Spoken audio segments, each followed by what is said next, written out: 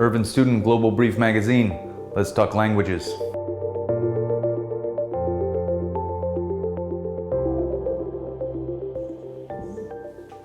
What am I talking about? 18%. Well, 18% of the population of Canada speaks English and French competently, or French and English competently.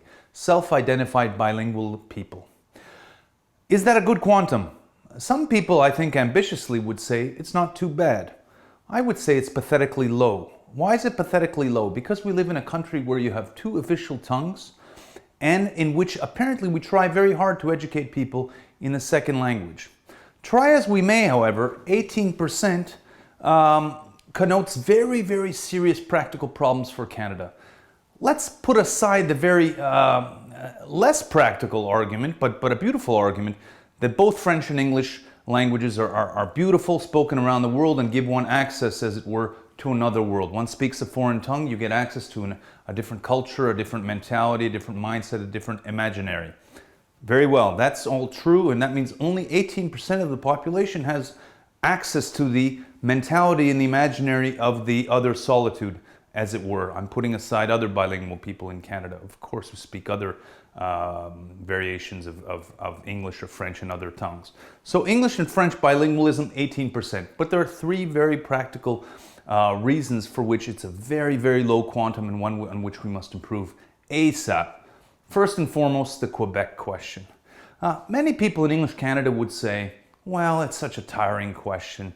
Maybe they should just go. Or if Quebec were to go one day, maybe the country would be a little easier to govern.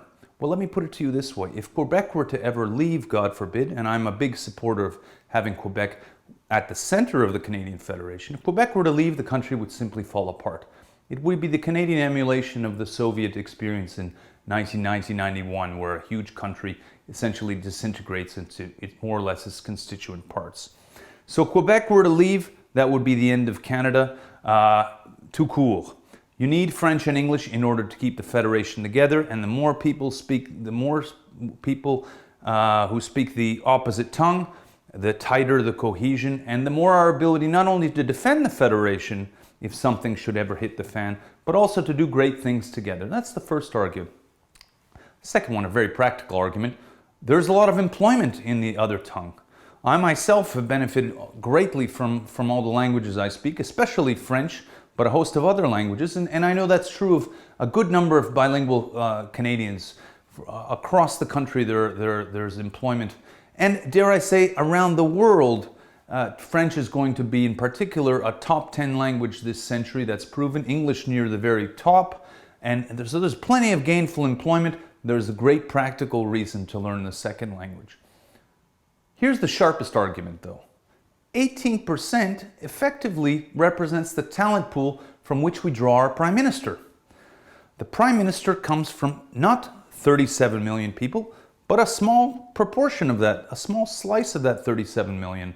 Dare I say about 6.7% if my math, 6.7 million people out of 37 million if my math is not too bad.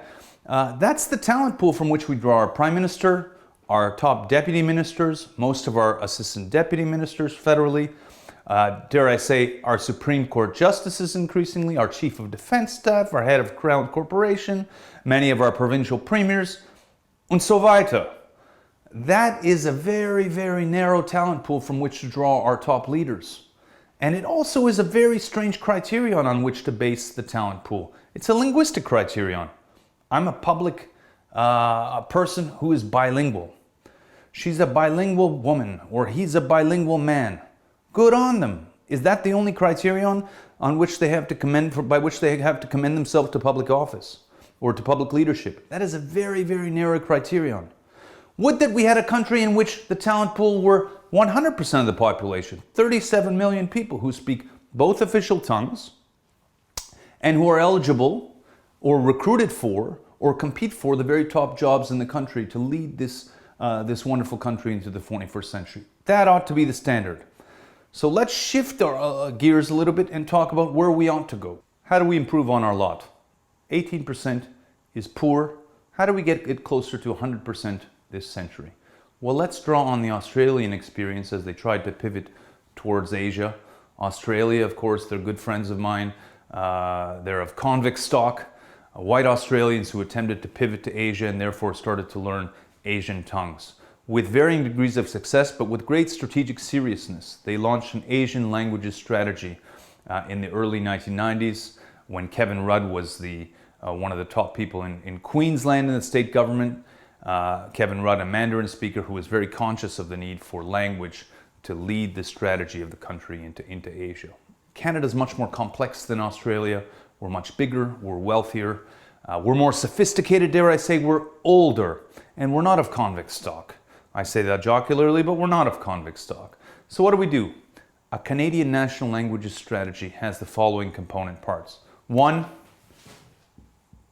French, English, bilingualism, universally, across the next generation.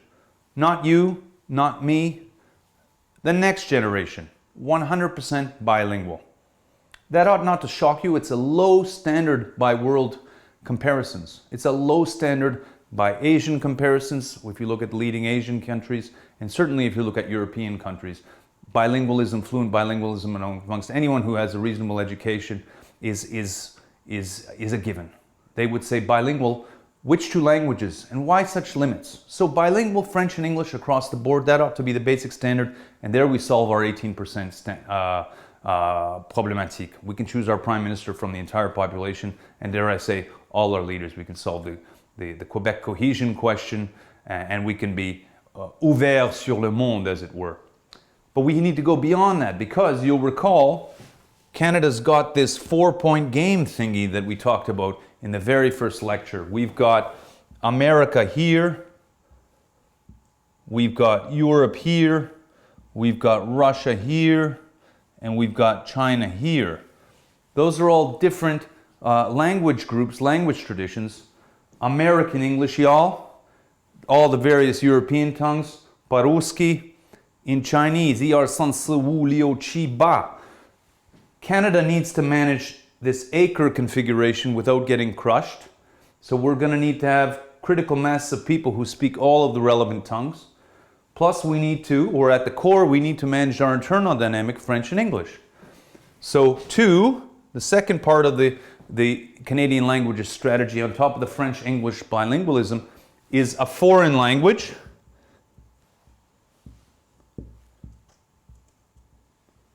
And dare I say, it need not be Russian, one of the European tongues, or Mandarin. It could be any configuration of foreign tongues, as long as we have critical masses of people who speak it at a professional level, not at a kitchen bilingualism level, not on a street level, but at a professional level, whereby they can conduct a business meeting, they can write a memo in it, and they can immerse themselves culturally. So we're talking about Arabic, we're talking about Persian, we're talking about Russian, Mandarin, Hebrew, German, French, and so weiter. We have enough people to create critical mass across the board, but these are, of course, our critical gravities. One more complexity, though, is the Aboriginal question in Canada, which preoccupies us greatly at the Institute for 21st Century Questions and is very dear to my heart. Aside from foreign languages, I think we need a critical mass of people who speak various Indigenous tongues in order to execute and properly fulfill the reconciliation agenda in Canada, and also to get into the mentality, the mindset of different Indigenous cultures, and so that we can understand each other much more intimately and lift each other's boats, as it were. So, Canadian languages strategy, French-English bilingualism, 100% across the board, plus one more, a third tongue, foreign or Indigenous. Pick your color, it doesn't matter. Trilingualism, and we're running on all cylinders. Let me just make one more note about the very first note I struck on pedagogy in Canada in English and French. There is an ongoing discourse in the English language populations in Canada about learning French. Why it's difficult, why it's complicated, why it's not necessary.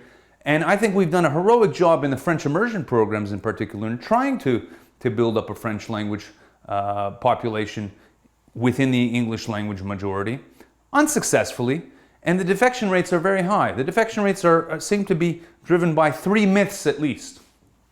First, that there are no jobs in French. Well, we put that aside. There are huge numbers of jobs, huge employment, and a huge labor demand in the French language. Second, a very provincial argument, I say this with the greatest respect, that somehow the French cannibalizes the English. The second tongue cannibalizes the primary tongue, as if an immigrant never came to another country and mastered the tongue. That's a silly argument, of course. And the third one is that the mother or the father cannot help the son or the daughter with his or her homework because he or she does not speak French to begin with. Of course, another provincial mythology. All three of these mythologies should have been put aside a long time ago. French immersion should have become the general norm, not glorified. I don't think it's a spectacular program. In fact, I think there are many flaws with the basic pedagogy, and there are great flaws with the French. The French pedagogy should be generalized, as should with the English pedagogy. In the French language populations, we generalize bilingual education. 10 years from now, we won't be blinking, and we'll be speaking other tongues besides. Enjoy your brief.